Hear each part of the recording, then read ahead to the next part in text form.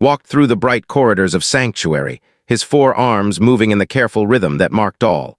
The morning shift had just begun, and the massive space station hummed with quiet activity. Through the wide windows, he could see the endless stars that surrounded their home in the darkness of space. The station stretched for kilometers in every direction. Its white metal walls gleamed under the soft lights that lined every hallway. Gardens filled with plants from a dozen different worlds created pockets of green throughout the structure. The air carried the scent of flowers mixed with the salt smell of living spaces. Sanctuary was not like other space stations. It had no factories or military bases. No merchants came here to trade rare metals or exotic goods. Instead, it served as a safe place for those who had nowhere else to go. Refugees from war zones, families whose worlds had been destroyed by natural disasters, children whose parents had died in the endless conflicts that raged across the galaxy. Had been the chief administrator for 8 years. Before that, he had worked on merchant vessels, moving cargo from one system to another. The work paid well, but it felt empty. When the Galactic Confederation offered him the chance to run Sanctuary, he accepted immediately. Here, his work meant something.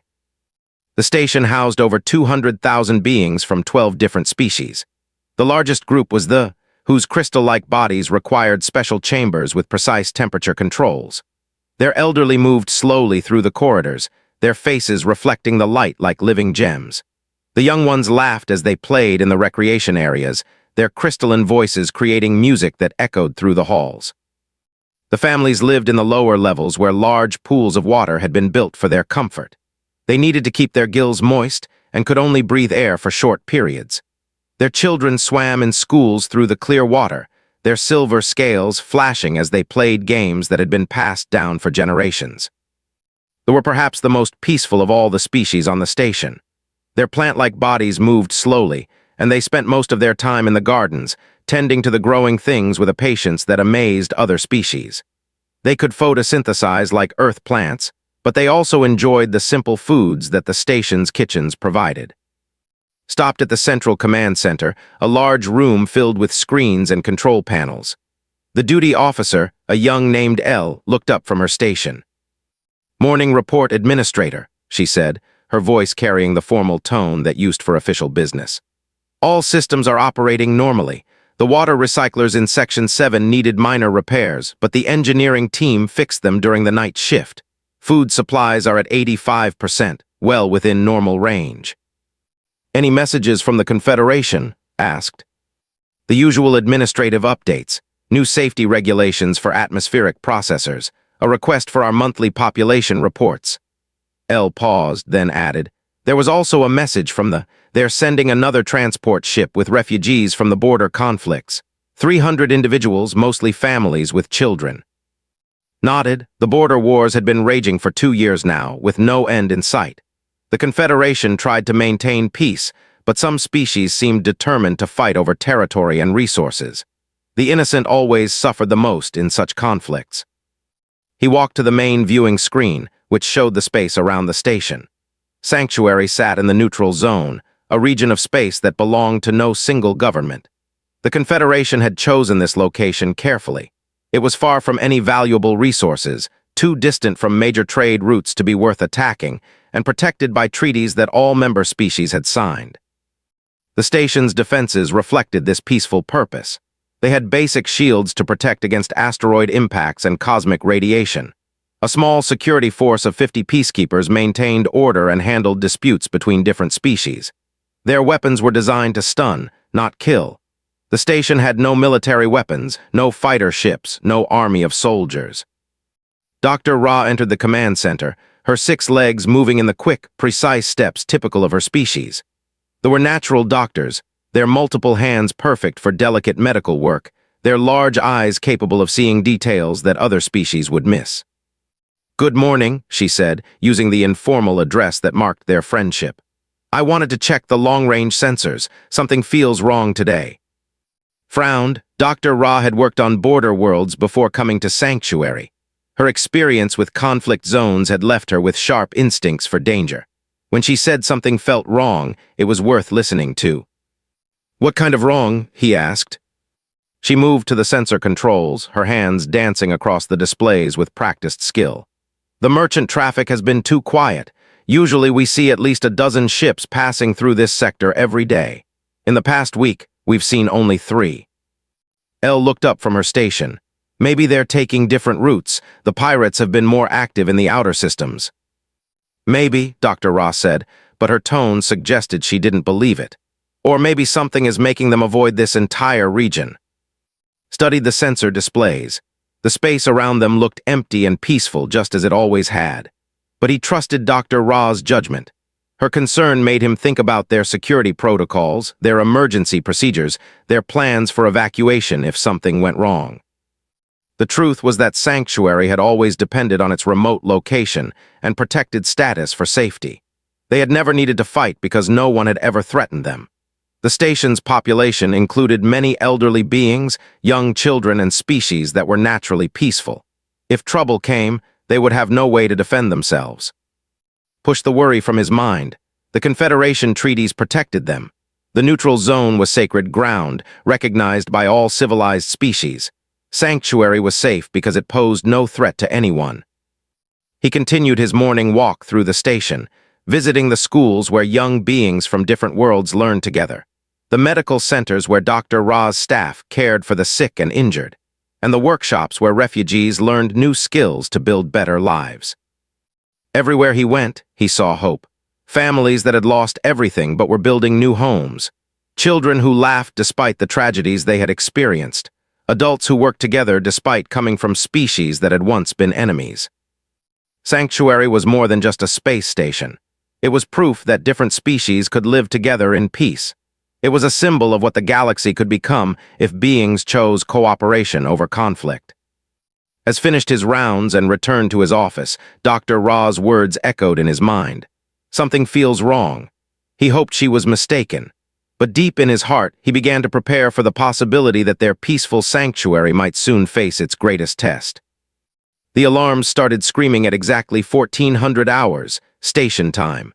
Was in his office reviewing supply reports when the harsh sound cut through the peaceful afternoon. His 4 hands dropped the data pad as he rushed toward the command center. The corridors filled with confused voices as residents stopped their daily activities to listen to the emergency announcement. Children pressed against windows, trying to see what was happening outside. Adults gathered in small groups, speaking in worried whispers. Reached the command center to find chaos. Officers ran between stations, checking readings and trying to understand what their sensors were telling them. The main display screen showed something that should have been impossible. Ships surrounded Sanctuary, not just a few ships, but thousands of them. They had appeared without warning, emerging from quantum space in perfect formation. The vessels were unlike anything in the Confederation database. They looked alive, their hulls pulsing with organic patterns that shifted and moved like breathing tissue.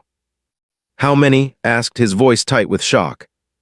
"First count shows over 3,000 vessels," Elle reported, her usual calm shattered. "They're maintaining position at 10,000 kilometers. No hostile actions yet, but they've completely surrounded us." Dr. Ra burst into the command center, her 6 legs moving faster than it ever seen. "I was right," she said, breathing hard. "Something was driving away the merchant ships. They knew this was coming." Before anyone could respond, every communication channel on the station activated at once. A voice spoke in perfect galactic standard, but there was something wrong with it. The words were clear, but they carried an underlying buzz, like insects talking through a translator. "Attention inhabitants of the artificial structure," the voice said. "You have been selected for integration into the hive. Prepare your biological and technological resources for collection." The command center fell silent. Every person present knew that name from their worst nightmares. The hive was a legend, a story told to frighten children, an ancient race that had disappeared centuries ago after consuming entire star systems. "This cannot be real," whispered Elle. The voice continued, ignoring their shock. "Your structure contains genetic material from 12 species. This diversity is required for our expansion protocols. You have 72 standard hours to prepare for peaceful surrender. Resistance will result in the loss of valuable biological assets." Found his voice, "Open a channel." The communications officer's hands shook as she activated the transmitter. "Channel open, sir." "This is Administrator of Sanctuary. he said, trying to keep his voice steady. "We are a neutral humanitarian station. We have no military value. Our population consists of refugees and families. Surely you can see that we pose no threat to you." The response came immediately. "Threat assessment is irrelevant. You possess required resources. Genetic patterns from your 12 species will enhance our biological adaptation systems. Compliance is expected." "And if we refuse?" "Non-compliance will result in forced extraction.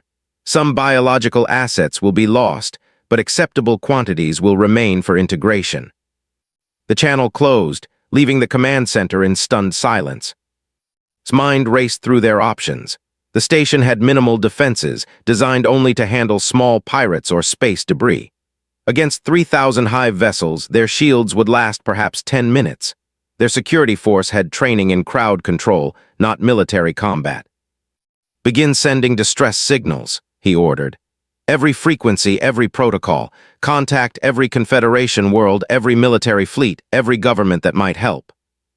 For the next hour, the communications team worked frantically. They sent emergency broadcasts across the galaxy, pleading for immediate military assistance.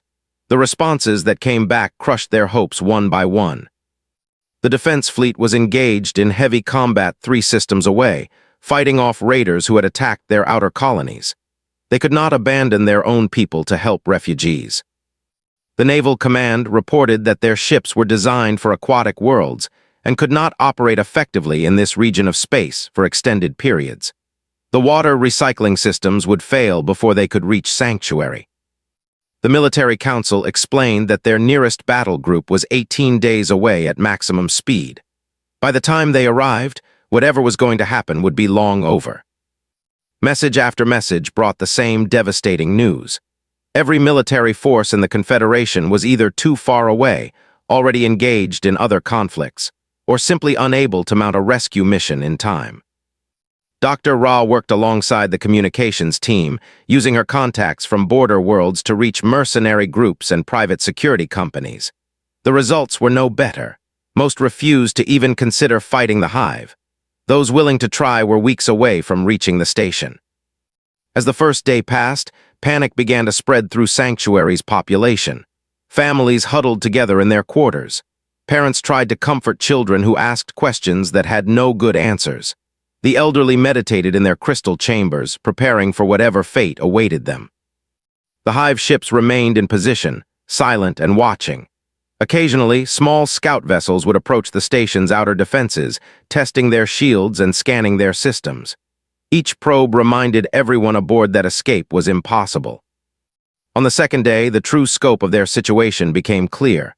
Long-range sensors detected hive vessels blocking every hyperspace route out of the system.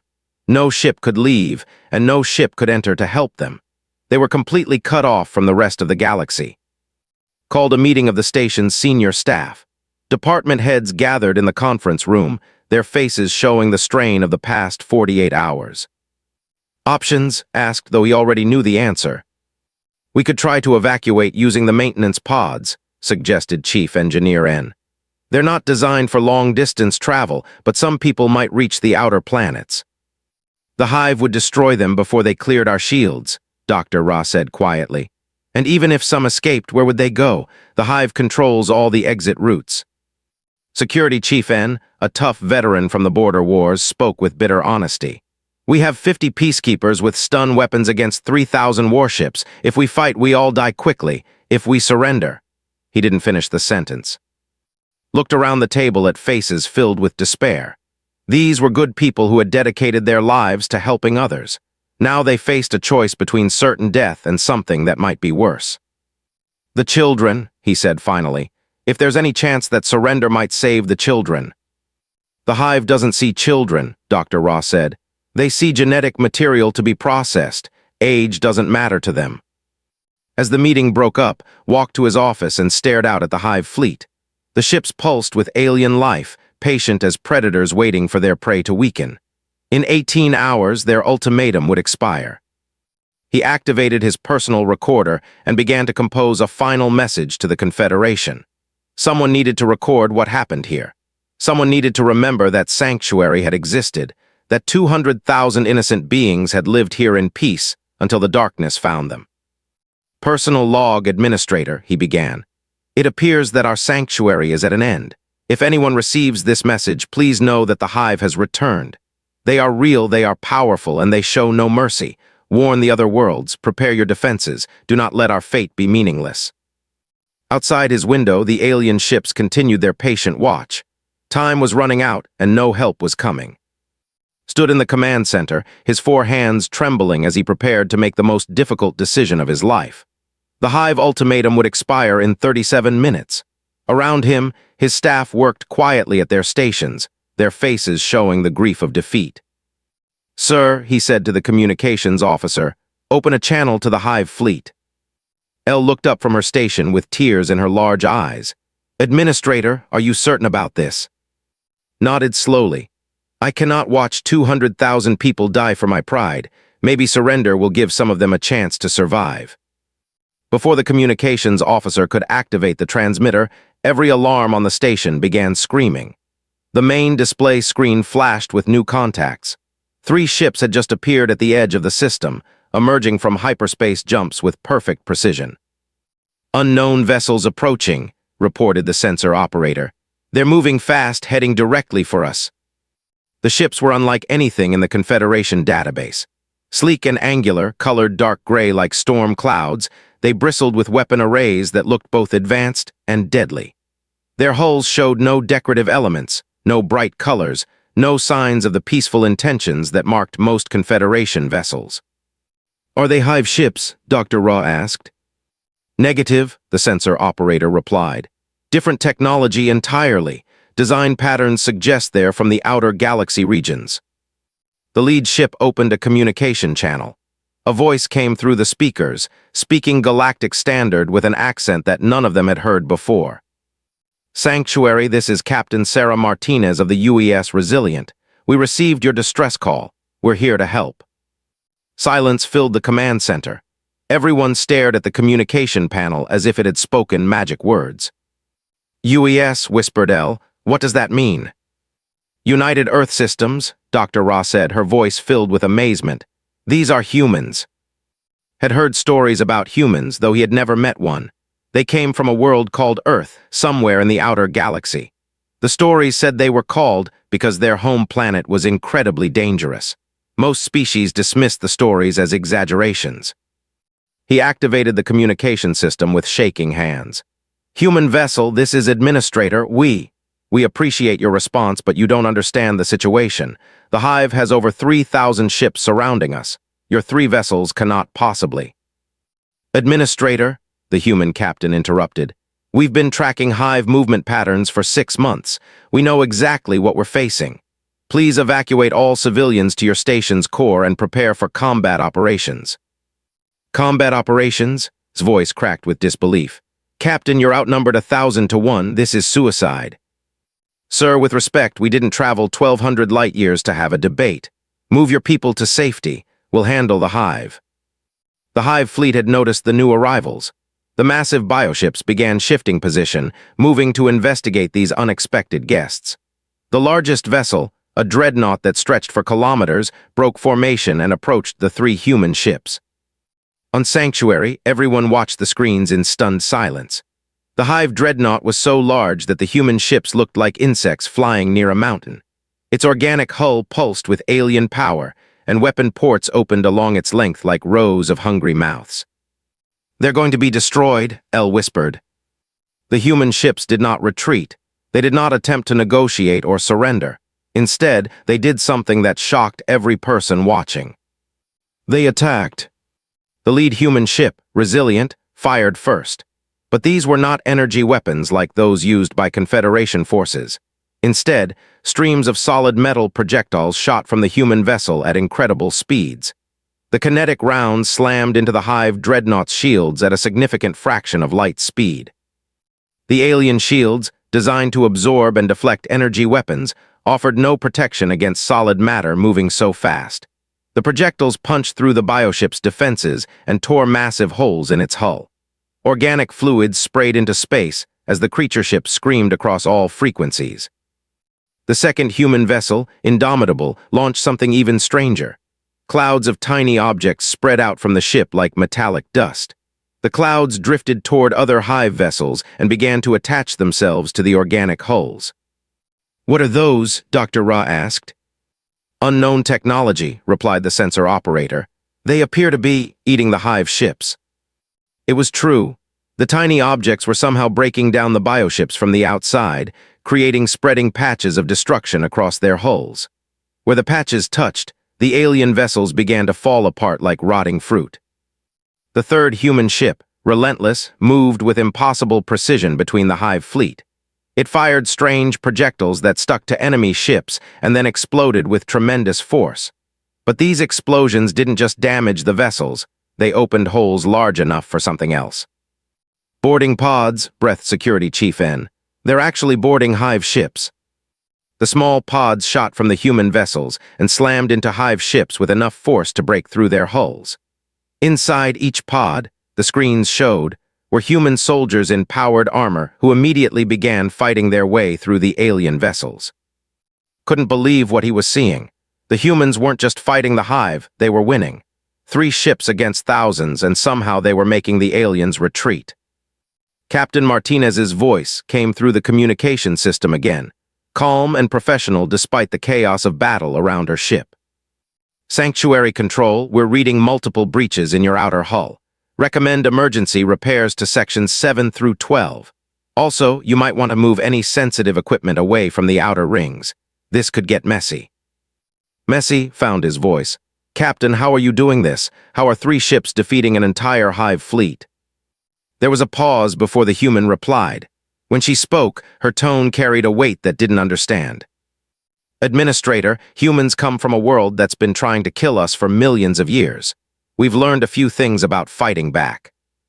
The battle continued around them, but now it felt different. The hive ships that had seemed so powerful and terrifying were being torn apart by human weapons and tactics that everything the Confederation knew about space combat. Dr. Ra worked frantically at her medical station, preparing to treat casualties from both sides. But as she watched the human ships dance through the enemy fleet, destroying everything they touched, she began to wonder if the casualties might be entirely one-sided. "Who are these people?" she whispered. On the main screen, another hive dreadnought exploded in brilliant fire as human boarding teams reached its control center. The blast lit up the darkness of space like a newborn star. Security Chief N stared at the display with professional appreciation. "There," he said quietly, "and now I understand why the galaxy calls them that." The tide of battle was turning. The hive fleet, which had seemed unstoppable just minutes before, was beginning to show signs of confusion and fear. Ships broke formation as they tried to escape the human assault. Some attempted to retreat, only to find their paths blocked by human vessels that moved faster than should have been possible. Realized that he was witnessing something that would change everything, not just for Sanctuary, but for the entire galaxy. The humans had come from the darkness between stars to answer a call for help, and they were rewriting the rules of what was possible in space combat. "Administrator," Elle said, her voice filled with wonder, "should we still prepare to surrender?" Looked at the screens showing human ships carving through the hive fleet like avenging angels. "No," he said softly, "I don't think that will be necessary." The battle had been raging for 6 hours when Dr. Ra finally understood what made humans so different from every other species in the galaxy. She watched from the medical bay as the human ship Resilient took direct hits from 3 hive dreadnoughts at once. The bioships fired weapons that would have destroyed any Confederation vessel instantly. The human ship's hull cracked open like an egg, atmosphere bleeding into space through massive holes in its side. Any other crew would have abandoned ship. The Galactic Confederation's military protocols were clear. When hull integrity dropped below 30%, evacuation was mandatory. It was simple logic. You couldn't fight effectively from a dying ship. The humans did not abandon ship. Instead, Captain Martinez's voice came across the communication channels, steady and determined. "Resilient to all ships. We've lost main power to sections 4 through 7, switching to emergency protocols, continuing the mission." Dr. Ra watched in amazement as the damaged human vessel not only kept fighting, but began moving toward the largest hive ship in the fleet. Its engines sputtered and sparked, but it still accelerated. "What are they doing?" asked, who had been watching the battle from the command center for hours. "Something impossible," Dr. Ra replied. The Resilient slammed into the Hive dreadnought at full speed. The impact created an explosion bright enough to see from 3 systems away. Both ships were destroyed, but the human crew had taken down a vessel that carried 50,000 Hive warriors. "They sacrificed themselves," whispered El. But Dr. Ra was beginning to understand that sacrifice wasn't the right word. The humans hadn't given up.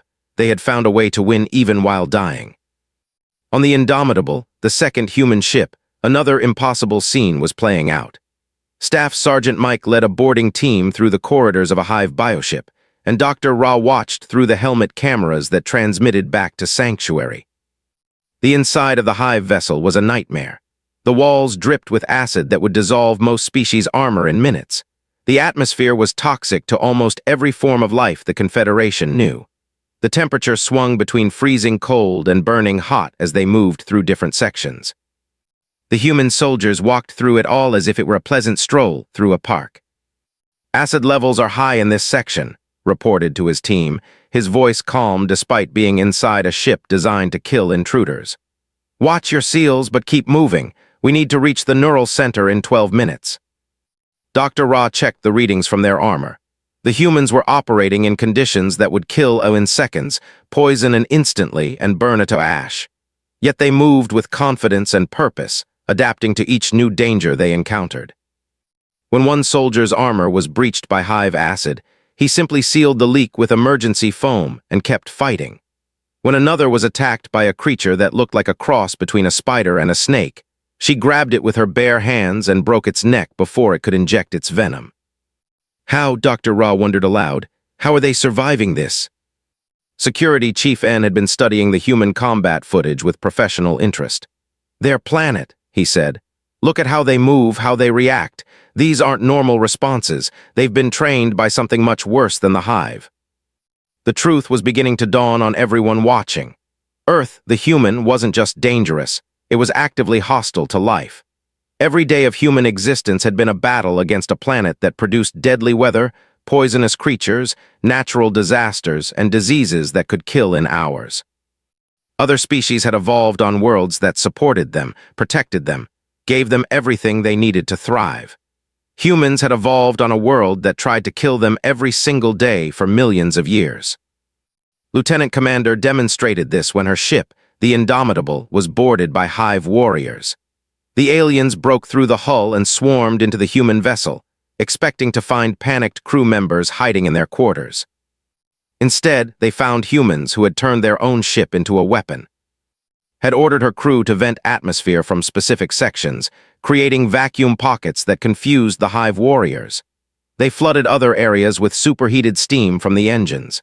They rigged corridors to collapse at the touch of a button, crushing invaders under tons of twisted metal. When the Hive forces finally reached the bridge, they found it empty except for herself.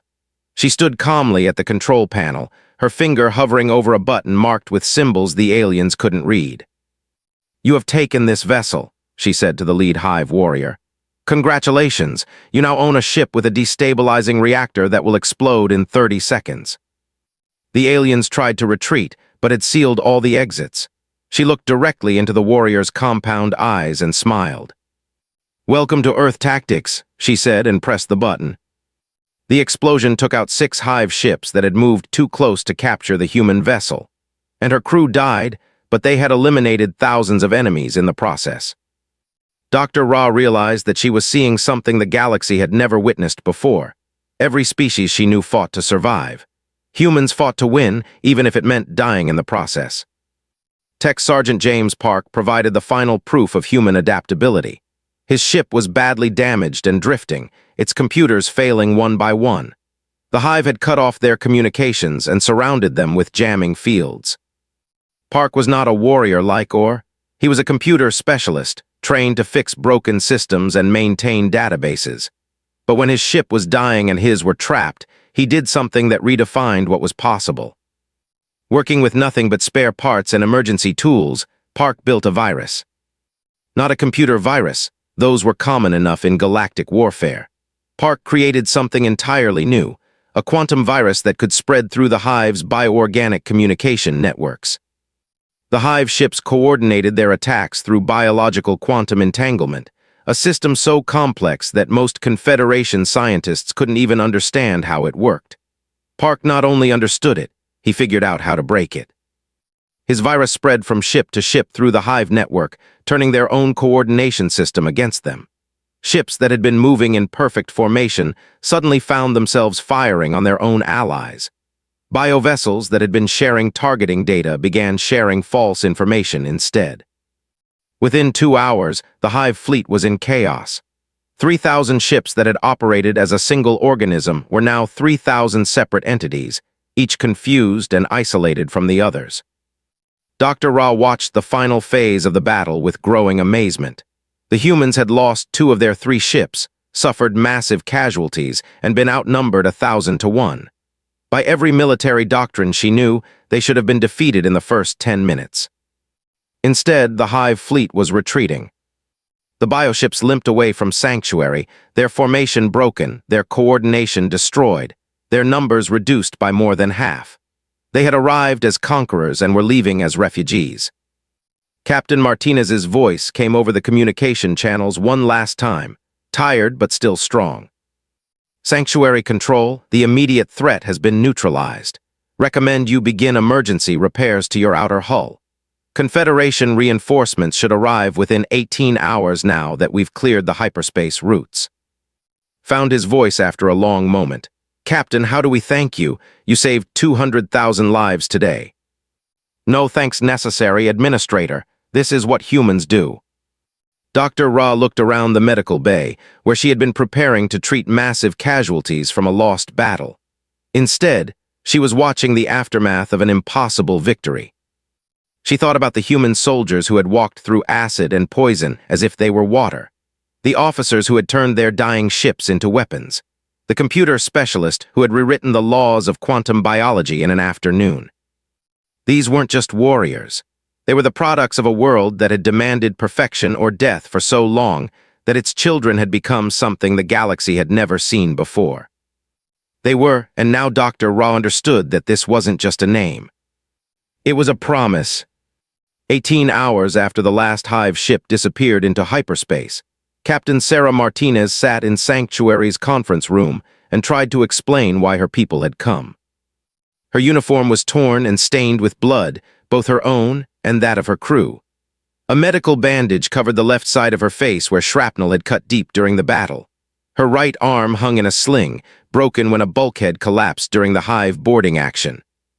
Of her 3 ships, only the Relentless remained functional. The Resilient was gone, sacrificed in that final ramming attack. The Indomitable had been destroyed when Lieutenant Commander turned it into a bomb. Of the 300 humans who had answered Sanctuary's distress call, only 97 were still alive. But 200,000 refugees lived because of their sacrifice. Administrator sat across from Captain Martinez, still trying to process what he had witnessed. Around the table sat the station's senior staff, along with representatives from each of the 12 species that called Sanctuary home. I must ask, said carefully, why did you come? Your species barely knows us. You had no obligation to respond to our call for help. You risked everything for strangers. Captain Martinez was quiet for a long moment, her tired eyes looking out the window at the stars. When she spoke, her voice was soft but certain. Because that's what you do when someone asks for help. You show up. Dr. Ra leaned forward, her 6 hands folded together. But the risk was enormous. You knew you were outnumbered. You knew you might all die. Yes, Martinez said simply. Then why, pressed Elle, what drives humans to make such choices? Captain Martinez smiled, though it looked painful with her injured face. Have you ever heard of the phrase, no man left behind? It's an old saying from our world. It means that you never abandon someone who needs help, no matter how dangerous it is to save them. Security Chief N spoke up. But we're not your people, we're not even your species. Doesn't matter, Martinez replied. You called for help, that makes you our people. The room fell silent as the aliens tried to understand this human logic. Every species in the Confederation had complex rules about when to offer aid, careful calculations of risk versus benefit, detailed protocols for determining who deserved assistance. Humans, it seemed, had a much simpler system. If someone needed help, you helped them. Dr. Ra had been studying the human survivors in her medical bay for hours, trying to understand their biology. What she found amazed her. "Your bones are 3 times denser than ours," she said. "Your organs have redundant backups that we've never seen in any other species. Your nervous system processes danger signals faster than our computers. You're built for survival in ways that seem impossible." "Earth," Martinez said with a slight laugh. "It's not what you'd call a friendly world. Ice ages, supervolcanoes, asteroid impacts, diseases, predators that could eat a ground vehicle. If you weren't tough enough to handle all of that, you didn't get to have children. Your entire evolution was shaped by constant threat," Dr. Ra mused. "For millions of years," Martinez confirmed. "Most species evolve on worlds that support life. Humans evolved on a world that actively tried to kill them. It made us different." Elder L, the oldest on the station, spoke in her crystal voice. "We have fought wars for resources, for territory, for revenge, but we have never seen anyone fight the way humans fight. You don't just resist death, you make death work for you." Captain Martinez nodded. "When you grow up on a world where everything wants to kill you, you learn to turn problems into solutions. Acid rain? We learned chemistry, poisonous animals. We studied medicine, natural disasters. We became engineers, enemies that outnumber us. We get creative." "The sacrifice," said quietly. "Your people died to save ours. How do we repay such a debt?" "There's no debt," Martinez said firmly. "This isn't a transaction. We didn't come here expecting payment. We came because it was the right thing to do." A young engineer named Ra had been listening quietly. Finally, she spoke up. "What will you do now? Your ships are destroyed, most of your crew is gone. How will you get home?" Martinez gestured toward the window, where Confederation rescue ships were finally arriving. "Those vessels will give us transportation back to human space. We'll build new ships, train new crews, and we'll keep listening for the next call for help." "The next call?" asked. "There's always a next call," Martinez said. "The galaxy is full of people who need help. Pirates, raiders, natural disasters, hostile aliens. Someone somewhere is always calling for aid. And if they call, humans will answer." Dr. Ra had spent her career treating patients from dozens of species. She thought she understood the different ways that intelligence could develop, the various forms that courage could take. But humans were something entirely new. "You're not just warriors," she said. "You're guardians." "We try to be," Martinez replied. As the meeting ended, word was already spreading through the communication networks. The story of Sanctuary was reaching every world in the Confederation. The impossible rescue, the human sacrifice, the defeat of a hive fleet by 3 small ships. But it was more than just a military victory. It was proof that someone in the galaxy cared enough about strangers to risk everything for them. On, crystal beings who had never seen humans began to speak their name with reverence. On Prime, schools of young swimmers learned songs about the who answered the call. On peaceful worlds, plant people tended new gardens planted in honor of human sacrifice. The humans had changed something fundamental in how the galaxy saw itself. Before, species helped their own kind, their allies, their trade partners. The idea of risking everything for complete strangers had been considered madness. Now it was considered heroic. Captain Martinez stood to leave the conference room, moving slowly due to her injuries. At the door, she paused and turned back to the assembled aliens. "One more thing," she said. "If you ever find yourself in trouble again, any of your people, remember that there are humans in the galaxy. Send out a call. We'll be listening." "And you'll come?" asked. Martinez smiled, and for a moment her exhaustion fell away. "Administrator, we just traveled 1,200 light-years through hostile space to save people we'd never met. Of course we'll come." As the weeks passed and life on Sanctuary returned to normal, the station's residents often gathered at the observation decks to look out at the stars. They knew now that somewhere in that darkness, human ships patrolled the void, listening for calls for help. Children who had been born on the station after the rescue would grow up hearing the story of the day that came. They would learn that courage wasn't about not being afraid. It was about doing the right thing even when you were terrified. Dr. Ra kept a small piece of metal from the wreckage of the Resilient in her office. Sometimes, when her work felt overwhelming, she would hold it and remember what humans had taught her. That no problem was too big, No enemy too strong, no sacrifice too great when innocent lives were at stake. Updated the station's official records to include a new entry. Species classification, human, status, guardian, notes. When all hope is lost, they answer the call. In the vast darkness of space, among all the species that had evolved in safety and comfort, humanity stood apart.